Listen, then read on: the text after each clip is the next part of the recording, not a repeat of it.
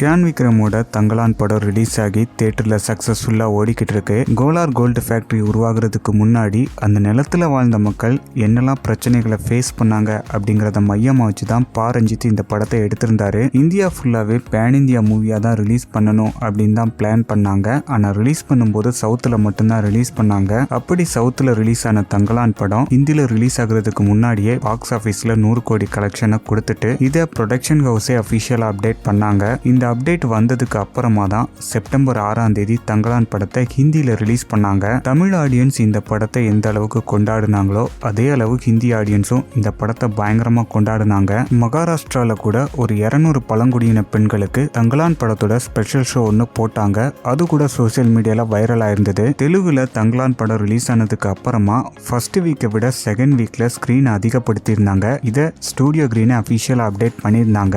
இதே விஷயம் தான் இப்போ நார்த் சைடுலயும் நடந்திருக்கு. டே பை டே படத்தோட ஸ்கிரீனை இன்க்ரீஸ் பண்ணிக்கிட்டே இருக்காங்க.